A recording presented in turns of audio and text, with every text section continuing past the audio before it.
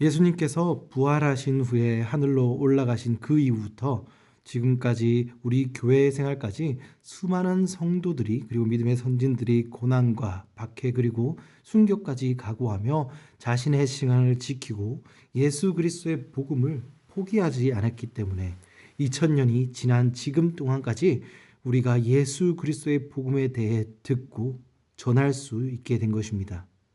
그리고 예수 그리스도께서 이루신 구원의 역사가 지금 우리의 삶의 이 순간까지 영향을 줄 수 있었던 것입니다. 이것이 어떻게 가능합니까? 논리적으로 생각했을 때 자신의 목숨과 자신의 모든 것을 포기하는 그러한 삶은 그다지 현명한 선택이 아닌 것처럼 보일지도 모릅니다.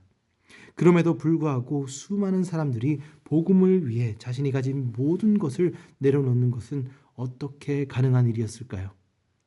저는 그것이 세상이 물질적인 선택에 따라 그들이 생각하지 않았을 때, 그리고 그 세상적인 논리에 따라 그들의 행동과 희생을 비논리적인 현명하지 않은 선택이었다고 이야기하지 않을 수 있었을 때, 그들은 영적의 기준으로 판단하며 영적인 기준으로 그들의 선택을 바라보며 믿음의 선조들과 선배들이 만든 선택을 현명하다고 생각하여 그들도 그러한 선택을 만들었었기에 이러한 일이 가능하다고 생각합니다. 그리고 그들은 이러한 선택이 어려운 선택이 아닌 그들이 하나님의 나라와 하나님의 방식을 볼 때 쉬운 선택이라고 생각합니다. 왜냐하면 그들은 잠깐 누릴 수 있는 이 세상의 안정과 풍요만을 보지 않고 영적인 기준으로만 바라볼 수 있는 하나님의 영원하신 복과 예수 그리스도께서 예비하신 영원하신 복과 약속의 성취를 이 땅에 누리는 잠깐의 복들과 비교하였을 때 그 크고 영원하신 예수 그리스도의 복을 지켜내는 것이 누가 보더라도 현명한 선택임을, 그 예수 그리스도의 복음을 바라볼 수만 있다면 그러한 선택을 하는 것이 당연할 것이기 때문입니다. 오늘 히브리서 기자는 이 믿음을, 이러한 영적인 복음을 지켜내는 선택을 쉽고 당연하게 만드는 근거가 무엇임을 설명하고 있습니다. 오늘 히브리서 기자는 1절 말씀에서 믿음은 바라는 것들의 실상이요 보이지 않는 것들의 증거라고 말씀하고 있습니다. 즉 이 믿음을 통해서 그리스도의 복음은 2000년 이전에 그저 일어나고 없어진 과거의 이벤트가 아닌 과거에도 존재하였고 지금도 존재하는 나의 실체가 되는 것입니다. 그리고 나의 영혼을 책임질 수 있는 그 실체적인 오늘도 존재하는 확신을 우리 모두가 가질 수 있게 만드는 것이 그 믿음임을 히브리서 기자는 설명하고 있는 것입니다.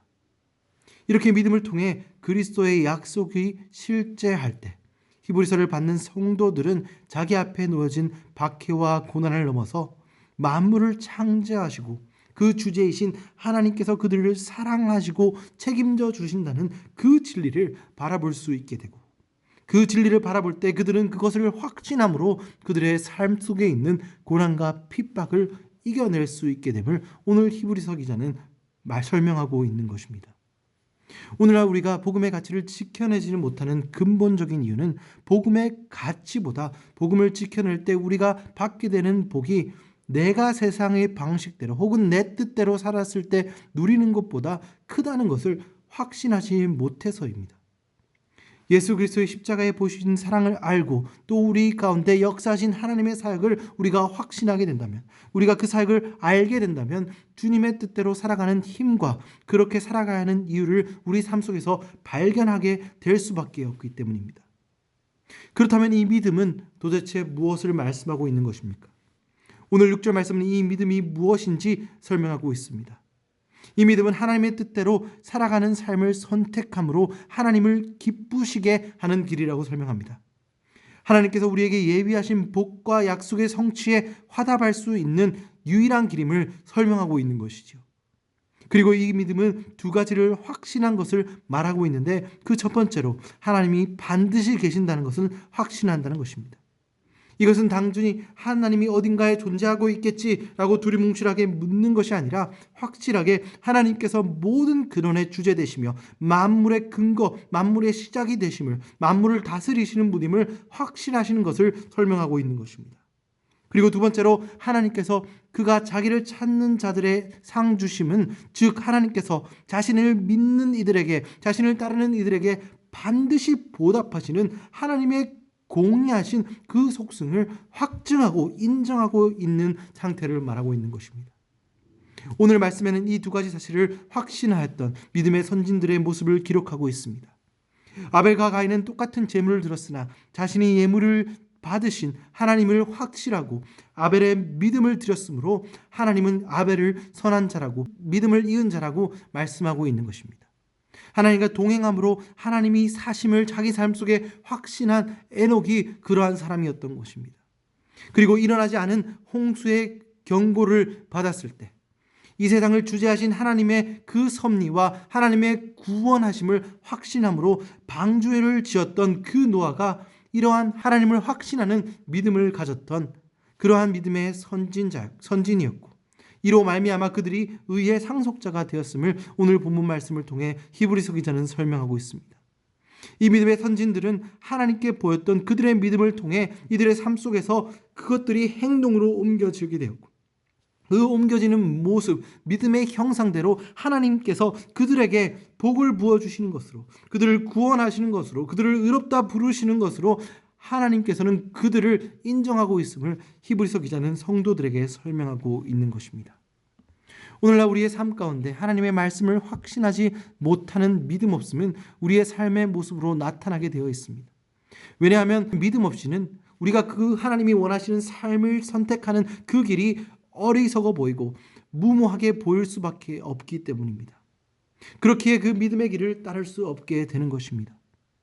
우리의 믿음을 확인할 수 있는 방법 중 가장 좋은 방법은 우리의 삶의 가치관과 선택 속에 하나님의 뜻을 믿어 그것을 행하는 것이 얼마나 실체적으로 나타나고 있는가 점검하는 일입니다.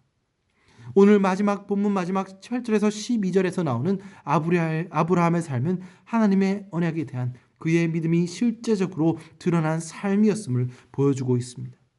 하나님의 부르심을 받을 때 그에게는 당장 받을 유업도 보지 못하고 알지 못했다고 히브리서 기자는 말하고 있습니다. 그리고 그는 나이가 많아 하나님의 약속대로 그의 자손이 이어질지 아닐지 확신하지 못하였지만 그가 하나님의 말씀을 확신하고 그가 잘 알지 실제로 그의 삶에 보이지 않지만 믿음으로 확신하여 하나님을 신뢰함으로 그가 하나님을 따랐기에 사라의 많은 나이에도 불구하고 그들이 잉태하여서 결국엔 해변의 무수한 모래알같이 무수한 후손을 얻어내는 믿음의 결실이 그들의 삶 가운데 나타났음을 오늘 말씀은 우리에게 보여주고 있는 것입니다. 오늘 본문 가운데 우리는 여러 믿음의 선진들과 아브라함의 삶 속에서 하나님께서 그들의 삶에 약속하심을 그들이 신실히 이행하였고 또 그 약속을 이행함으로 하나님의 축복이 그들에게 부어졌음을, 약속의 성취가 그들에게 나타났음을, 그리고 그로 인해 그들에게 하나님이 계신 것과 그를 찾는 것에 복 주신다는 그 히브리서의 말씀이 진리인 것을 확인할 수 있었습니다. 이렇듯 오늘 우리 삶 속에서도 우리의 믿음의 선진들의 삶의 모습 속에 그 믿음의 확신이 나타났듯이, 그리고 그 믿음의 확신을 통해 하나님의 임재가 나타났듯이 우리의 삶 가운데서도 하나님의 그 임재하심을 우리의 믿음을 통해 받아들이고 우리 삶 속에서 하나님의 역사하심과 하나님의 약속 이루심의 성취가 나타날 수 있기를 주님의 이름으로 축원드립니다.